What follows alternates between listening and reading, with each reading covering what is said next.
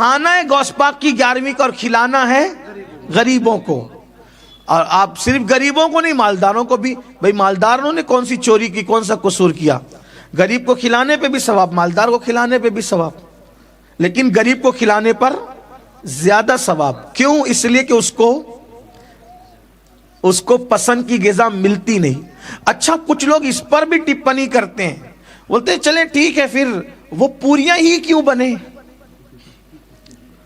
ہنسنے کی بات نہیں، وہ پوریاں ہی کیوں بنے، کیوں بناتے اس دن پوریاں؟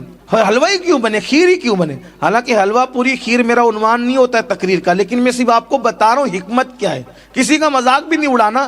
بات سمجھ میں آئے تو قبول کرنا، نہیں سمجھ میں آئے تو یہی چھوڑ کے چلے جاؤ. میں کون سا آپ کے ساتھ سودا بازی کرنے آیا ہوں؟ اچھی لگے تو لے جاؤ، نہیں اچھی لگے تو چھوڑ جاؤ. پوریاں ہی کیوں بھائی؟ 22ویں پر پوریاں ہی کیوں؟ شب برات پہ حلوہ ہی کیوں؟ میلاد النبی پر کھیر ہی کیوں؟ غوث پاک کے موقع پہ بریانی پلاؤ ہی کیوں؟ میں کہتا ہوں، آپ سے پوچھتا ہوں، مجھے سچ بتانا، کتنے ایسے گھر ہیں جہاں پورے سال میں کبھی پوری بنتی بھی نہیں؟ کتنے گھر ہیں نہیں بنتی؟ بھائی آپ غریب لوگ کی بات نہیں کر رہا ہوں، مالداروں کی یہاں بھی نہیں بنتی. ذہن ہی نہیں جاتا ادھر. بہت اچھی بات. شب برات کے علاوہ حلوہ نہیں بنتا، مال نہیں بنتا. تو اب بزرگوں نے کیا طریقہ ایجاد کیا کہ بھئی امام جعفر صادق کے نام پہ پوری پکائیں گے، خود بھی کھا لیں گے، اور وہ غریب جو سال بھر کبھی ان کو پوری دیکھنے کو بھی نہیں ملتی. بھائیو آپ لوگ تو چلیں، ان میں بہت سے غریب بھی ہوں گے، مڈل کلاس بھی ہوں گے، اپر کلاس بھی ہوں گے. میرے جیسا آدمی جو روز آنا کسی نہ کسی، ہر دن نئے شہر میں رہتا ہوں، ہر دن، لیکن 22ویں کے سیزن کے علاوہ مجھے بھی پوری دیکھنے نہیں ملتی. وہ جو اس دن پکتی ہے نا، نہیں ملتی دیکھ. صحیح کہہ رہا ہوں. کئی مہینے ہو جاتے ہیں، عاشوراں کا جو کھچڑا بنتا ہے وہ اور دنوں میں دیکھنے نہیں ملتا ہے نا. ایسا ہی ہے، ایسا ہی ہے. تو یہ اس میں کیا حکمت ہے؟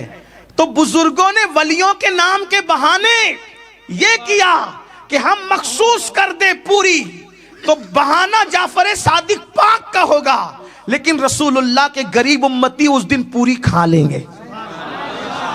یہ ہے کھلانے کا مقصد. اور یہ ہے کہاں سے؟ قرآن سے ثابت ہے کھلانا. اللہ پاک قرآن میں ارشاد فرماتا ہے، بیک گراؤنڈ آیت کا یہ ہے کہ اللہ جب جنتیوں کو جنت میں ڈالے گا اور جہنمیوں کو جہنم میں ڈالے گا تو جنتی اور جہنمیوں کی اللہ بات کرائے گا. تو جنتی لوگ جہنمیوں سے پوچھیں گے ما سلککم فی سقر. قرآن کی آیت ہے. جنتی لوگ جہنمیوں سے کیا پوچھیں گے؟ ما سلککم فی سقر، تم جہنم میں کیسے آئے؟ تو جہنمی لوگ کیا کہیں گے؟ کیا کہیں گے؟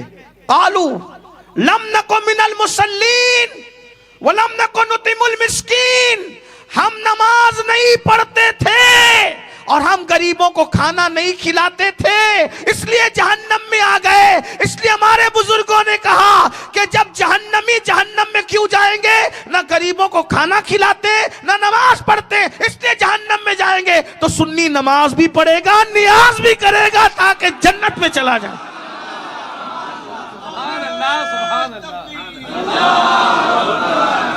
کچھ لوگ یہاں گالی دیتے ہیں کہ وہ اگر آپ امام جعفر صادق کی نیاز کرو گے تو وہ فلاں لوگوں سے مشابہت ہو جائے گی. میں نے کہا کیوں مشابہت ہوگی؟ کیوں مشابہت ہوگی؟ وہ فلاں سے ہو جائے گی، صحابہ کے دشمن سے مشابہت ہو جائے گی. ہم نے کہا ہمارا آسان طریقہ ہے، اگر صحابہ کے دشمن سے مشابہت کا خوف لگتا ہے تو ہم اہل بیت کا نام بھی فاتحہ میں لیں گے اور صحابہ کا نام بھی فاتحہ میں لیں گے. ختم ہو گئی، بات ہی ختم ہو گئی، مشابہت کا معاملہ ہی ختم ہو گیا. اور اگر بات اتنی مشابہت کی ہے تو پوری زندگی داڑھی مڈا کے یہودیوں کی مشابہت کرتا ہے تب شرم نہیں آتی؟ پینٹ شرٹ پہن کر کے یہودیوں کی نقل کرتا ہے تب شرم نہیں آتی؟ تب مشابہت نہیں لگتی؟ اللہ اکبر ننگے سر مشرکین کے مشابہت میں گھومتا ہے تب شرم نہیں لگتی؟ تجھے ساری مشابہت جعفر صادق کی نیاز کے وقت ہی آتی ہے، تجھے ساری مشابہت مولا علی کی ولادت کے وقت ہی نظر آتی ہے، ساری مشابہت عظمت آل البیت کے وقت نظر آتی ہے، ساری مشابہت اولیاء اللہ کے وقت نظر آتی ہے، ساری مشابہت صحابہ کرام کی عظمت کے وقت نظر آتی ہے، ساری مشابہت رسول اللہ کی میلاد النبی کے وقت نظر آتی ہے۔ اور شرم کرو شرم، نبی کا کلمہ پڑھ کے اور تم پر میرے آقا کی عنایت نہ سہی۔ کلمہ پڑھانے کا بھی احسان گیا۔ اللہ کے بندوں کوئی مشابہت نہیں ہے۔ پھر کہتے ہیں اچھا ٹھیک ہے تو پھر 22 کو مت کرو، فلاں دن کرو۔ کس دن کریں ہمارا اختیار ہے، کس دن کریں ہمارا اختیار ہے۔ اس لیے کہ نظر کے لیے کوئی دن نہیں ہوتا، کوئی ٹائم نہیں ہوتا، کوئی وقت نہیں ہوتا۔ ہم جب جب چاہیں گے تب تب کرتے رہیں گے۔ وہی امام جعفر صادق جن کی نیاز بند کرانے والے بند ہو گئے، لیکن نیاز جعفر صادق بند نہ ہوئی۔ یہ امام جعفر صادق غوث پاک سے پہلے غوث ہوئے، انہی کی بات ہے، بس وہ بات پوری کر دوں۔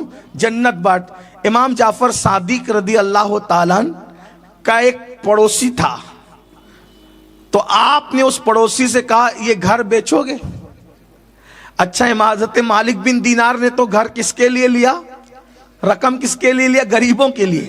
یہ نبی کا بیٹا ہے، پھر یہاں اختیار کچھ بڑے ہوتے ہیں، یہاں اختیار، ہاں نبی کا شہزادہ ہے نا اختیار۔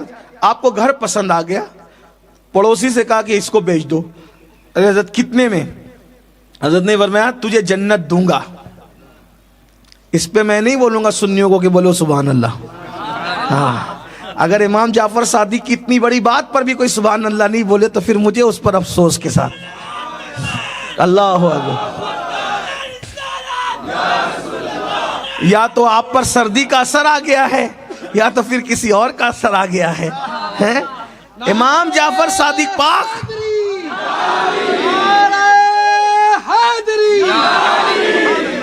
امام جعفر صادق پاک فرماتے ہیں مجھے بیچ دے، اس کے بدلے تجھے جنت دوں گا۔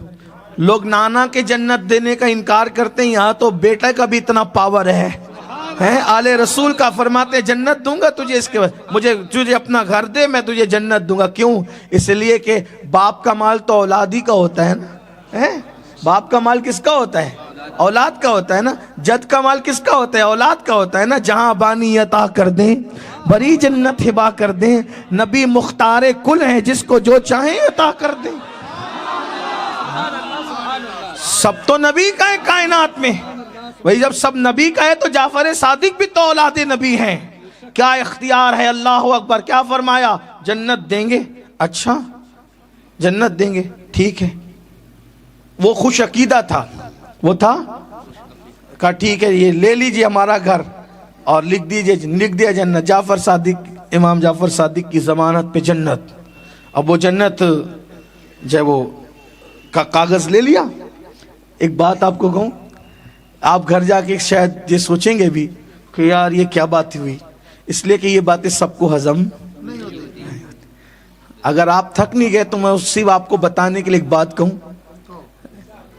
ایک بار دیکھو سب بات ہوتی ہے عقیدت اور یقین کی، ہے نا۔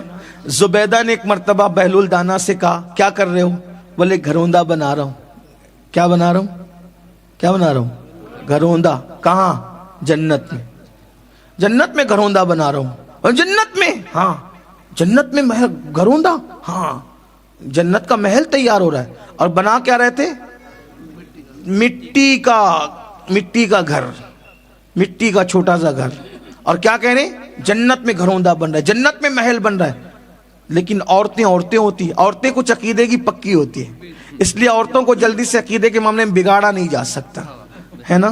ہاں وہ کہتی ہے تم جو چاہو باہر جاؤ کرو، ہم تو وہی کریں گے جو ہمارے باپ دادا کرتے آئے ہیں۔ ہاں تو نہیں ہوتا جلدی سے عورتوں کو بگاڑ، اسی لیے لوگ عورتوں کو بگاڑنا چاہ رہے۔ گانے، سیریل، فلمیں، ان کو ختم کر دو۔ دین عورتوں سے ختم ہو جائے گا تو مردوں سے خود بخود ختم۔ میں آپ کو کہتا ہوں کربلا کبھی قائم نہ ہوا ہوتا اس شان سے اگر امام حسین کو فاطمۃ الزہرا جیسی ماں نہ ملتی۔ میں آپ کو یہ بات پورے یقین کے ساتھ کہتا ہوں، کربلا کے پیچھے کوئی فاطمۃ الزہرا جیسی ماں کی دودھ کی تاثیر ہوتی ہے تب تاجدار کربلا پیدا ہوتا ہے۔ عبد القادر جیلانی کبھی غوث اعظم بن کر محی الدین بن کر نہ چمکتے اگر ام الخیر جیسی ماں کا دودھ نہ پیا ہوتا۔ کیا سمجھتے ہو؟ اسی لیے کسی انگریز مفکر نے کہا تھا تم مجھے نیک مائیں دے دو میں تمہیں نیک قوم عطا کروں گا، اچھی مائیں دو میں اچھی قوم عطا کروں گا۔ اس لیے آج ہماری بچیوں سے بیٹیوں سے دین نکالا جا رہا ہے، دین سے دور کیا جا رہا ہے، کفر شرک اور بدعت اور خرافات اور دنیا داری میں ان کو مبتلا کیا جا رہا ہے۔ اس لیے کسی کہنے والے نے کہا ہے جب باپ دیندار ہوتا ہے تو دین گھر تک ہوتا ہے، ماں دیندار ہوتی ہے تو دین نسلوں تک ہوتا ہے۔ ماں کا دیندار ہونا بہت اہم ہے، اس لیے اپنی بچیوں کو علم دین دو، دین کی تعلیم دو، بچیوں کو دیندار بناؤ، بچیوں کو پرہیزگار بناؤ، بچیوں کو متقی بناؤ۔ یہ سیریل، یہ فلمیں، یہ گانے، یہ تماشے، یہ آزاد خیالی سے دور رکھو۔ تو زبیدہ تھی بیوی ہارون رشید کی، اس نے کہا یہ جنت میں گھروندہ محل تعمیر کر رہے ہیں، ہاں بیچیں گے بابا؟ ہاں بیچیں گے۔ کتنے میں؟ آکے 2 دینار دے دو۔ اس میں اتنے سستے، اس نے اس بادشاہ کی بیوی تھی، کیا مشکل تھا، نکالا دے دیا۔ خوشی خوشی گئی، گھر پہنچی، ہارون رشید نے کہا بڑی خوش نظر آ رہی ہیں محترمہ، بڑی خوش ہیں؟ ہاں ہم تو جنت خرید کے ہیں۔ یقین یقین ہم جنت خرید کے ہیں۔ اچھا جنت، وہ مذاق اڑایا، وہ دیوانے کے چکر میں پڑ گئی، 2 دینار گئے ہاتھ سے، گئے ہاتھ سے 2 درہم دینار گئے۔ ایسا ہوا جو بھی کہنا تھا کہا، اور اس کے بعد وہ سو گئے، وہ سو گئی۔ اچانک رات کو چلاتے ہوئے اٹھے جناب اور کہا کہ زبیدہ کو بلاؤ۔ زبیدہ ہی کیا ہوا؟ کہا کہ بہلول کو ڈھونڈو۔ کہا بات کیا ہے وہ بتاؤ، بہلول کی ضرورت، تم تو مذاق اڑا رہے تھے بہلول کا، بات کیا ہے؟ بولے ہم نے خواب دیکھا۔ کیا خواب دیکھا؟ کہا محشر ہے اور جنت ہے، تمہارا نام لکھا ہے۔ تو ہم جانے لگے تو ہمیں روکا فرشتوں نے، ہم نے کہا یہ ہماری بیوی ہے، تو کہا وہ بیوی ہوئی سب دنیا میں شریک حیات ہے نا، وہ جنت میں تو اللہ جس کو چاہے گا ساتھ رکھے گا۔ شوہر کی جنت میں بیوی نہیں، بیوی کی جنت میں شوہر نہیں، جس کی جنت میں وہی جائے گا، جو جس کے لیے وہی جانا ہے نا، جس کے لیے مقدر ہے۔ چلو یہاں سے نکال دیے گئے، آپ خرید کے آئی نا، ہمیں بھی خریدنا ہے۔ اچھا چلو، پھر نکلے ڈھونڈتے ڈھونڈاتے، وہی ملے، انہوں نے بھی وہی نقل کی۔ کیا کر رہے ہیں؟ گھروندہ بنا رہے ہیں، جنت میں محل تعمیر کر رہے ہیں۔ بیچیں گے؟ کہاں بیچیں گے؟ وہی بات، ولی کی وہی بات۔ کتنے میں؟ پوری سلطنت دے دو، گھروندہ لے لو جنت کے۔ واہ بھائی اتنا مہنگا؟ ان کو تو 2 میں دیا، 2 سکوں میں دے دیا، اور ہمیں پوری سلطنت۔ مسکرا کے کہا اس نے بن دیکھے یقین سے خریدا تھا، اس نے بن دیکھے یقین سے خریدا تھا۔ تو خواب دیکھ کے آ رہا ہے تو پھر قیمت بھی تبدیل ہو گئی ہے۔ یقین پیدا کرو، یقین۔ میرے مرشد اجازت حضور شیخ الاسلام والمسلمین فرماتے ہیں یقین والے کہاں سے چلے کہاں پہنچے، جو اہل شک ہیں اگر میں مگر میں رہتے ہیں۔ یقین پیدا کرو گے تو پھر ہریالی ہی ہریالی، بہاریں ہی بہاریں ہیں۔ امام جعفر الصادق رضی اللہ عنہ نے لکھ کے دیا ہم اسے جنت میں محل دیتے، دے دیا، لے لیا، معاملہ ختم۔ اس کے بعد حضرت چلے گئے حج کو، امام جعفر صادق پاک چلے گئے حج کو، واپس آئے اور پتہ چلا اس کا انتقال ہو گیا۔ اب انتقال ہوا تو بچے ایسے عقیدت والے نہیں تھے، بچوں نے کہا حضرت وہ گھر ہمارا ہے، ابا کا انتقال ہو گیا۔ فرمایا ہم تو اس سے خرید چکے۔ کہا کتنے میں خریدا تھا؟ کہا جنت دی تھی اور جنت کا محل دے کر کے خریدا تھا۔ کہا یہ کون سا سودا ہوا؟ کسے پتا بھائی جو وہ جنت ملی نہیں ملی؟